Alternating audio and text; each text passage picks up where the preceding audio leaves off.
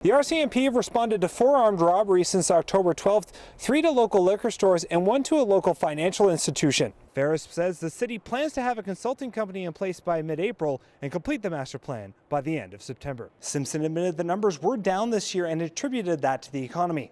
Nonetheless, she felt the evening's festivities went a long way towards paying for the spray park.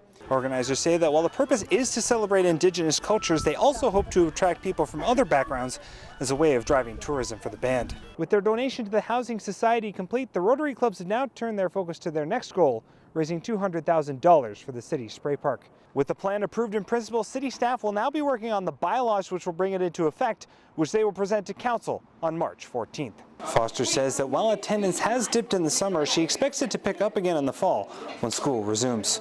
Organizers say they plan to bring the festival back next year, except that they plan to host it on a weekend so more people can attend.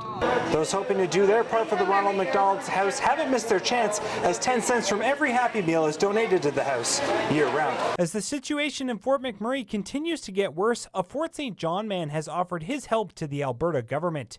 Jeff Kelly, owner of Safeguard, a fire safety training and consulting company, has 30 years of experience facing his first wildfire in BC in 1986. When he saw the devastation of the forest fire ravaging the city, he and his employees wanted to help. Our staff is a group of people who basically like to make a lot of things better, and we can make the biggest difference in Fort Mac right now. We've offered out our services. We have a ton of equipment available to look after these fires. Amongst them, we have a fire truck. We have 3.8 miles of sprinkler systems. Kelly first reached out to the province of Alberta on Tuesday offering his services, and aside from an email saying his request was being sent to the appropriate area, he has not heard anything further. The government declined to be interviewed, but issued a statement saying the fire commissioner is focused intently on the task at hand. Manpower isn't the issue, the weather and the nature of the fire is. Resources required are available. It is important to ensure we have the proper resources available to meet the needs in all areas of the province. Kelly says he doesn't understand why the province would turn down his offer of help, considering how much experience he and his employees have. We are right next door to 2 of these major fires. High level, we're 5 hours away. Fort Mac, we're 9 hours away. And we come with equipment. We come with a lot of specialized equipment. Some of these firefighters are coming out of Ontario, even Mexico. It takes forever to get them here, and they can't come with equipment. We're ready to go. Since the evacuation began, the fire has grown about 10 times in size. But as Premier Rachel Notley mentioned earlier this week, the focus remains on protecting lives first. Hugh Smith, CJDC-TV News, Fort St. John. Oil and gas workers in Fort St. John have made their voices heard. Hundreds of people joined the convoy from the south end of the energetic city to Charlie Lake for the rally in support of LNG projects in the province. Organizers say the response was overwhelming. When I started this with 2 people last December, I didn't expect this to be this big. And when we started planning this truck rally, we were only expecting 60 to 80.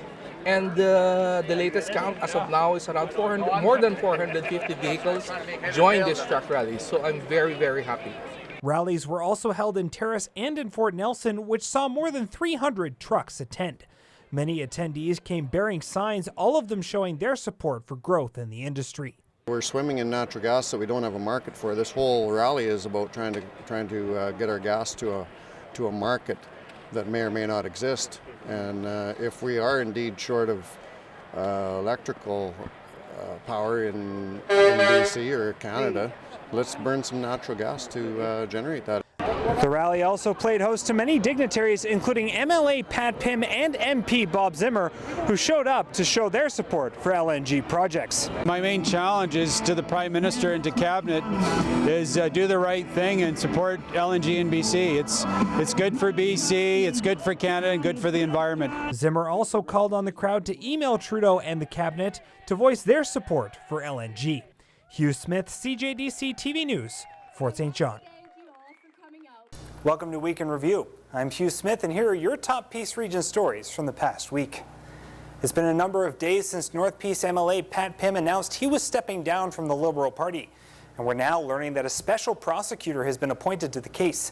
In a statement last Monday, Pym said allegations against him required him to seek legal advice. That statement also said that he will sit in the legislature as an independent member until the matter is resolved.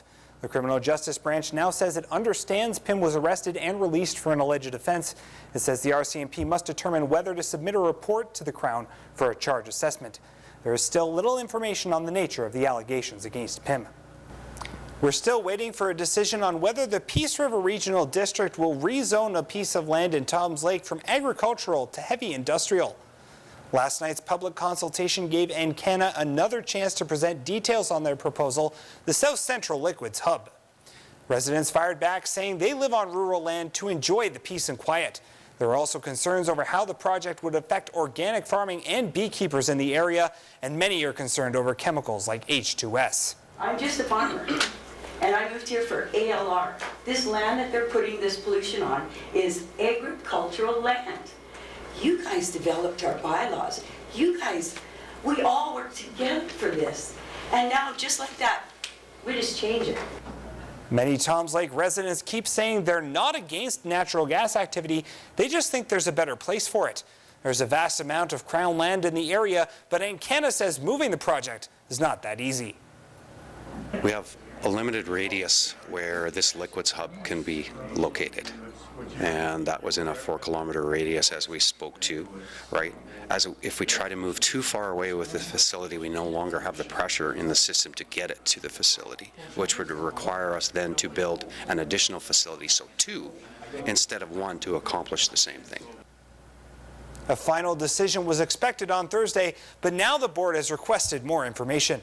The board says if they do rezone the land, they want Encana to commit to 1 year of air quality monitoring.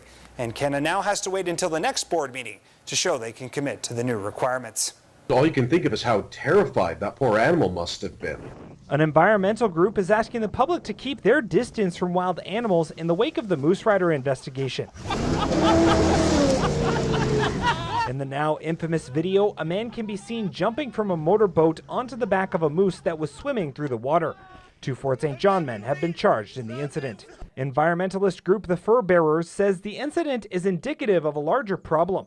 We have been hearing about a huge amount of people interacting inappropriately with wildlife, very much to try and get selfies or sort of those magical moments they imagine are possible. And it's almost always ending poorly. The group says tourists hand-feeding wild bears in Banff National Park has created a condition known as proximity tolerance, where animals associate humans with free food. If they come up to you, presuming you've got a rice cracker like you received last week, it could end up in a very violent conflict. And what is very likely to happen, and in fact what has been happening, is these animals end up being killed by conservation officers or police because they are deemed to be irreparably linked to people food. Both environmentalists and conservation officers say that a good rule of thumb to use around wildlife is to keep a safe distance, because even with good intentions, coming into contact with wild animals can do more harm than good. Hugh Smith, CJDC-TV News, Fort St. John.